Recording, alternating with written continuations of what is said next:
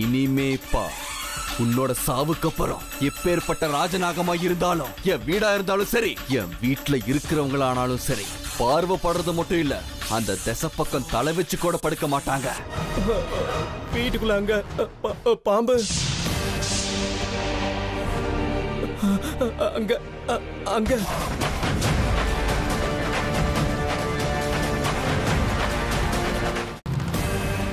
பார்த்துக்கிட்டே இரு ருத்ரா. இன்னும் கொஞ்ச நேரத்துல நீ ஆசைப்பட்ட மாதிரியே பினாக்கநாகன் அந்த நாகராணியோட உடலை கொண்டு வந்து உன் காலடியில போடுவான். அப்படியே நடக்கணும் பாபா. அந்த நிமிஷத்துக்காக தான் நானும் காத்துக்கிட்டு இருக்கேன்.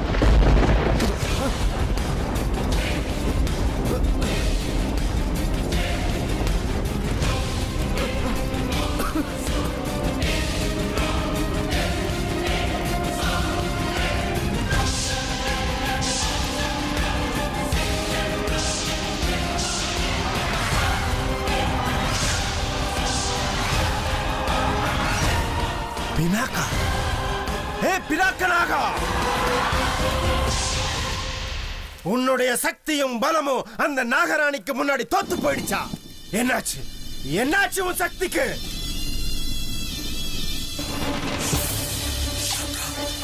மறுபடியும் அந்த நாகராணி முன்னாடி நான் தோத்து போற மாதிரி பண்ணிட்டல. நான் தோத்து போகிறதுக்கு நீ காரணமாயிட்ட. ஏய் நாகராணி, பினாக்கநாகனை தோக்கடிக்கிற சக்தி உனக்கு எப்படி வந்தது? எங்க இருந்து வந்தது? ஒரு சின்ன வேலையை கூட உன்னால செய்ய முடியல. உன்னை போய் நான் நம்புறேன் பாரு. உன்னை இப்பவே கொண்டு போட்டுறேன் பாரு. பாபா, என்ன பாபா பண்றீங்க? இவனால அந்த நாகராணி முன்னாடி நான் மறுபடியும் தோத்து போயிட்டேன். இவன் உயிரோட இருக்கிறதுக்கே லாயக்கு இல்லாதவன். இவனை இப்பவே இங்கேயே உயிரோட எரிச்சு சாம்பலாக்கிறேன். மன்னிச்சிருங்க பாபா, அந்த பினாக்கநாகனை சாகடிக்க விட மாட்டேன். ருத்ரா, கோவப்படாதீங்க பாபா. நீங்களே யோசிச்சு பாருங்க. நாகராணிய சாகடிக்கலன்ற ஒரே காரணத்துக்காக இந்த பினாக்கநாகனை கொல்றதா இருந்தா முதல்ல சாக வேண்டியத நான் தான், அப்புறம் நீங்க. ஆமா பாபா, எத்தனையோ முறை அவளை சாகடிக்க நாம போனோம். ஆனா அவ சாகவே இல்லை. ஒவ்வொரு முறையும் நம்ம தோத்து போய் தான் வந்தோம். அப்படி பார்த்தா நமக்கும் அதே தண்டனை தான். ஆமா ருத்ரா, நீ சொல்றது உண்மைதான். ஒரு நிமிஷம் என்ன நானே மறந்துட்டேன். உணர்ச்சி வசப்பட்டு அவன் மேல கோவப்பட்டுட்டேன்.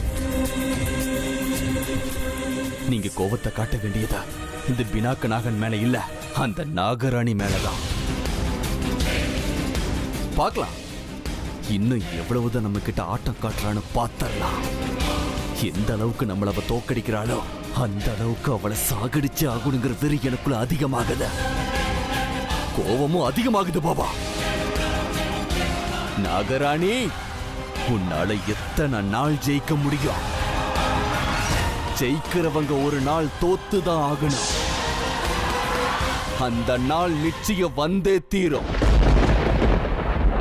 அந்த நாள் உன்னுடைய கதைய நாங்க முடிச்சு காட்டுறோம்.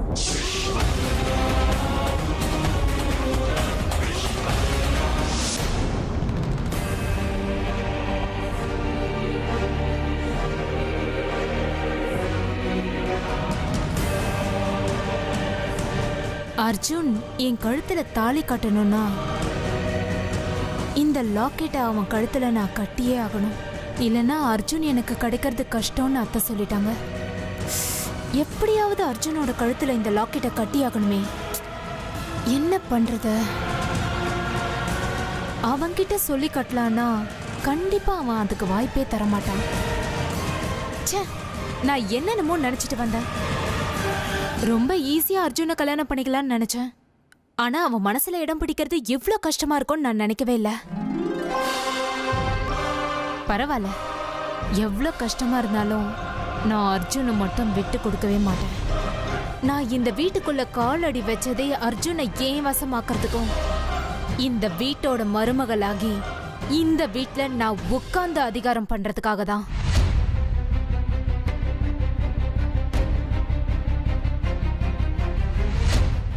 எவ்வளவு கஷ்டம் வந்தாலும் சரி, என்னோட குறிக்கோளை நான் அடைஞ்சே தீருவேன். இது இந்த மயூரியோட சபதம்.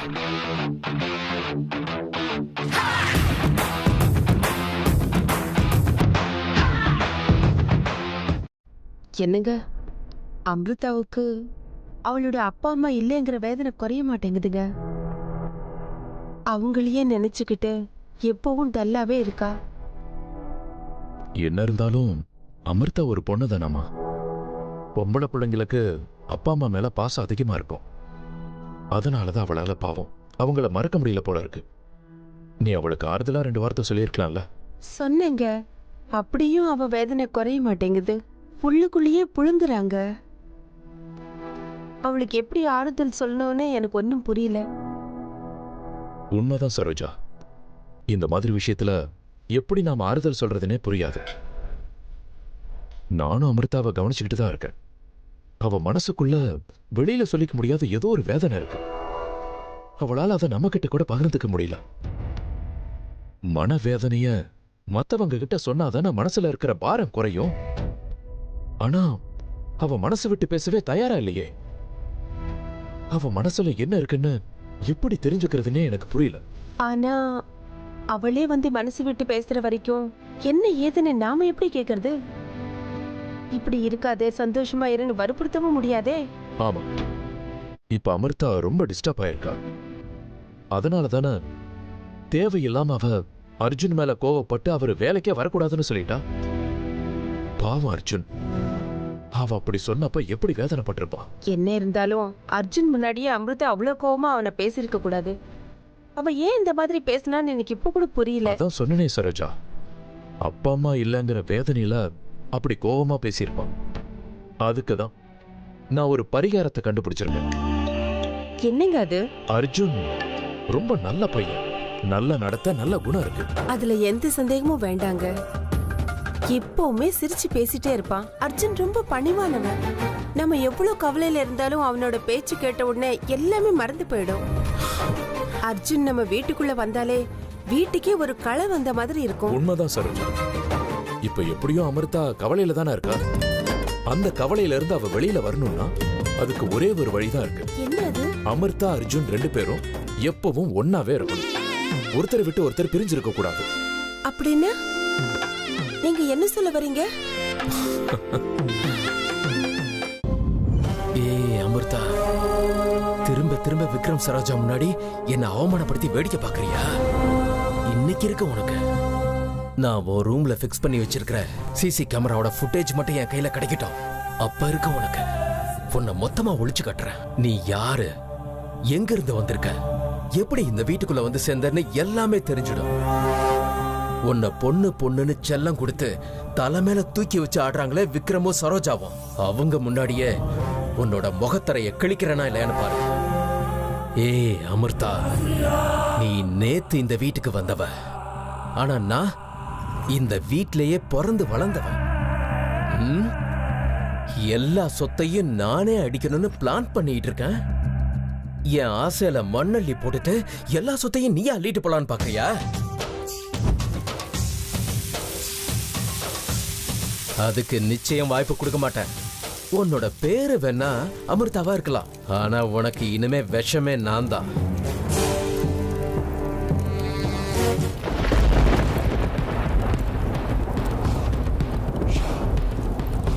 இங்கு எரியிற இந்த நெருப்பு எனக்குள்ளேயும் எரிஞ்சிட்டு இருக்கு. இந்த நெருப்புல எத்தனை பேர் சிக்கிட்டு சாக போறாங்கன்னு தெரியல. நான் நம்புற தெய்வங்களை நான் வேண்டிக்கிறது ஒண்ணுதான். எனக்குள்ள எரிஞ்சிட்டு இருக்கிற இந்த நெருப்பு என்னைக்குமே அணையக்கூடாது. எனக்குள்ள இருக்கிற இந்த கோபம் எப்பவும் இதே உச்சத்துல இருக்கணும். என் மனசுல எரிஞ்சிட்டு இருக்கிற வெறுப்பு எப்பவுமே அப்படியே இருக்கணும். இந்த மனசுல பழி, வெறுப்பு, கோபம் தவிர வேற எதுவும் நெருங்கவே கூடாது. இந்த காதல் கல்யாணத்துக்கெல்லாம் என் மனசு இடம் கொடுக்க கூடாது.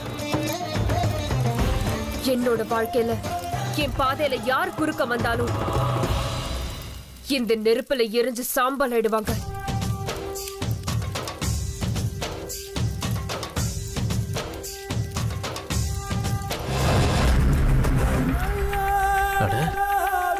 என்ன இது திடுதுப்புன்னு அணைஞ்சு போயிடுச்சு. இந்த ரூம்ல நெருப்பறிஞ்ச தடையுமே சுத்தமா இல்ல. ஒரே அதிசயமா இருக்கு. இல்ல ரூமுக்குள்ள திடீர்னு எப்படி நெருப்பு எரியுது? நிச்சயமா இதுவும் என்னோட பிரமையா தான் இருக்கணும். ஆமா, எஸ், கரெக்ட், இது என் பிரம்ம தான். இப்ப இதெல்லாம் எனக்கு தேவையில்லை. அந்த சிசி கேமரா ஃபுட்டேஜ் தான் எனக்கு முக்கியம். அது என் கையில கிடைச்சா அது போதும். அதை நான் எப்படி அங்கிருந்து எடுக்கிறது?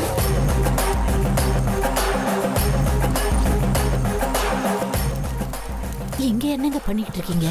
ராஜி, அது நீங்க எதுவும் பேச வேண்டாம், ஒழுங்கா என் பின்னாடி வாங்க.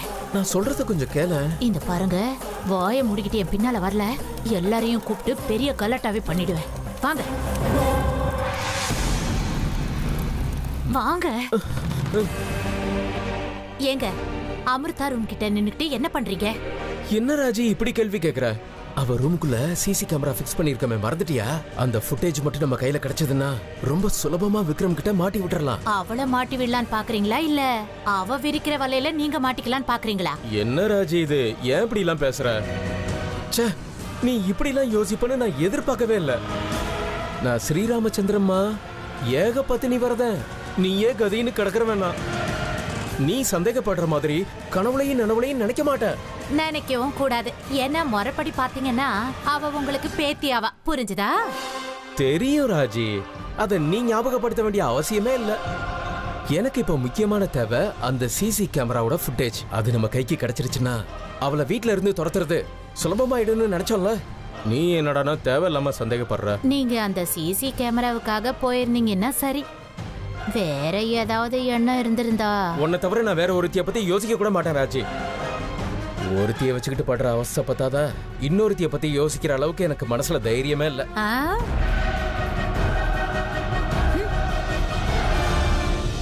இதையெல்லாம் முளையிலேயே கிள்ளி எறியலன்னா எனக்கு தான் பிரச்சனை. ஆம்பளைங்களை நம்பவே கூடாது. எப்ப எப்படி மனசு மாறுவாங்கன்னு சொல்லவே முடியாதே.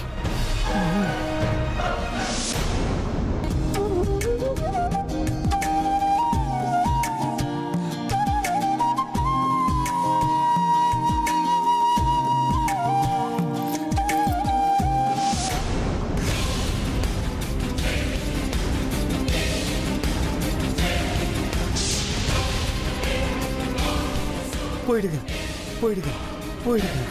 என்னாச்சு இவருக்கு? ஏன் இப்படி தனியா பேசிக்கிட்டு இருக்காரு? என்னங்க, என்னாச்சு? ஏன் தனியா நின்று பேசிக்கிட்டு இருக்கீங்க?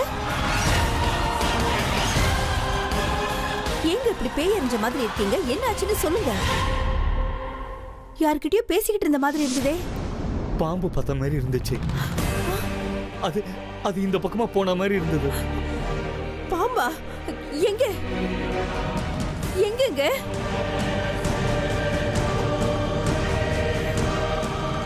எங்க?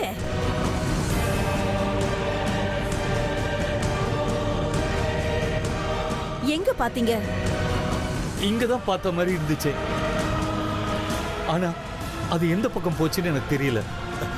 நான் பார்க்கல, எனக்கு ஒண்ணுமே தெரியல.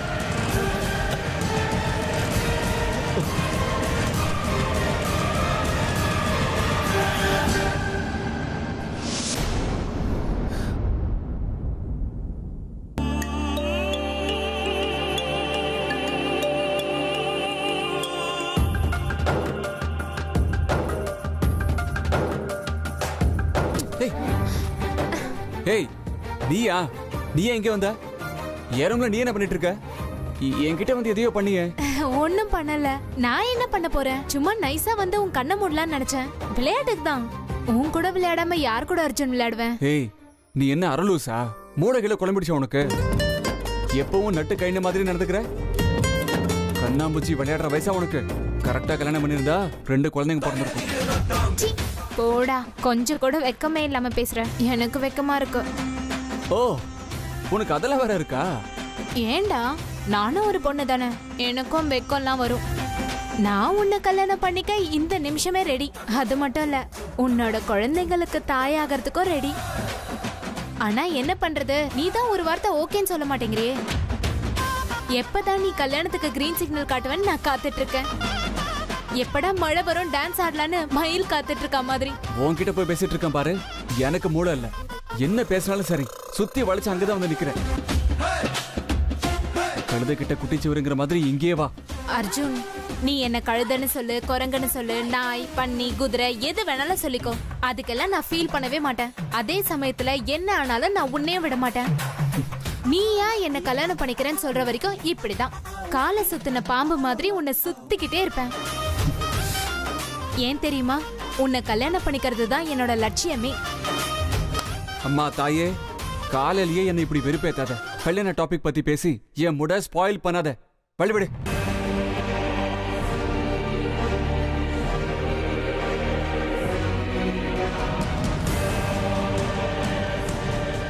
ஏன் இவ எப்ப பார்த்தாலும் கல்யாண டாபிக் எடுத்தாலே பாம்பு மாதிரி சீறிக்கிட்டே இருக்கானோ புரிஞ்சுக்கவே முடியல.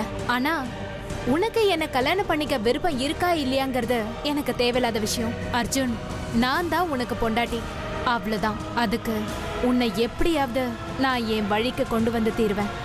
ஆனா உன்னை எப்படி என் வழிக்கு கொண்டு வரதுன்னு எனக்கு தெரியலையே.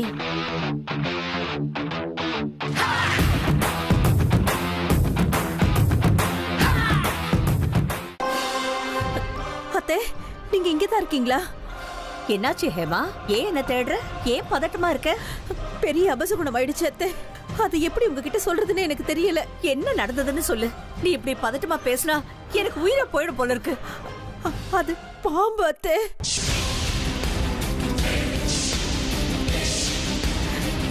அவர் எங்க ரூம்ல பாம்பை பார்த்தேன்னு சொல்றாரு அத்தை.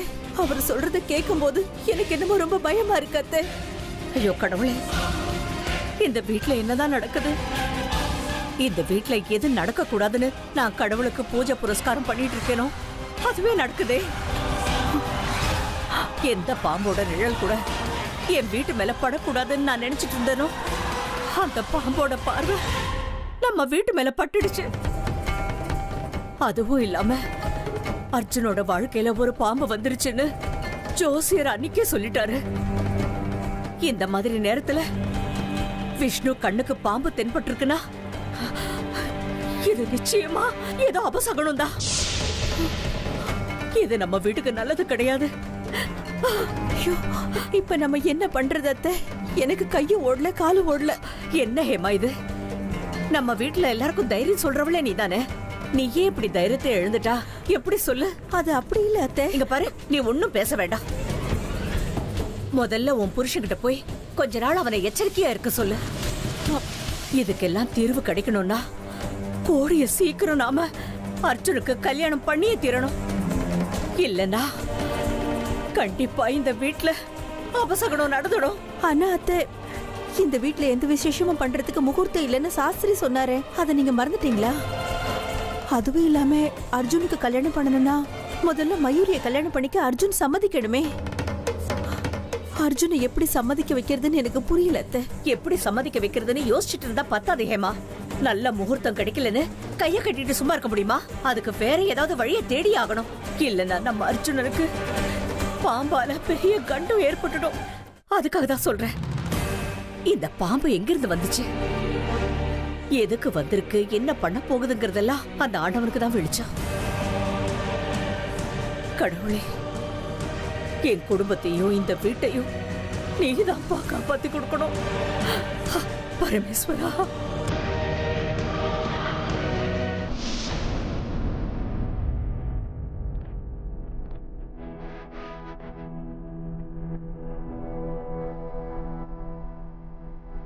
வா அமிர்தா, வாமா உட்கார்.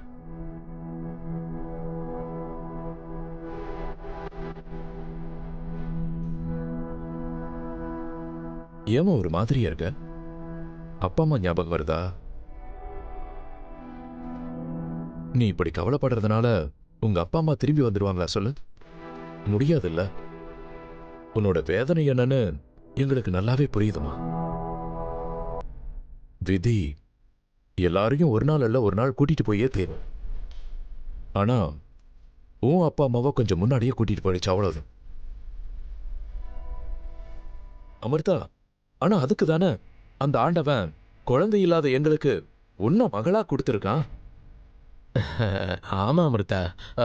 அது சரி, உன்னோட ஊர் எதுமா? ஆமா அமிர்தா, உங்க ஊரை போய் பார்க்கணும்னு எனக்கும் ஆசையா இருக்கு. உங்க ஊர் எங்க இருக்கு? அங்க போயிட்டு வரலாமா? வேண்டாம், என் ஊருக்கு நம்மளால போக முடியாது. ஏன் முடியாதுங்கிற? ஏன்னா அது ரொம்ப தூரமா இருக்கு. தூரமா இருந்தா என்னமா, கார்ல போயிட்டு வரலாம். ரொம்ப தூரமா இருந்தா ஃப்ளைட்ல போயிட்டு வரலாம். என்ன சொல்ற? கண்டிப்பா போயிட்டு வரலாம். இல்ல, எனக்கு விருப்பம் இல்ல. எனக்கு ஊருக்கு போக விருப்பம் இல்ல. ஏன் அமிர்தா, ஏன் இப்படி பேசுற? உங்க ஊருக்கு போறதுக்கு உனக்கு விருப்பம் இல்லையா? இல்ல. ஏமா அமிர்தா இப்படி சொல்ற? ஏன் விருப்பம் இல்ல?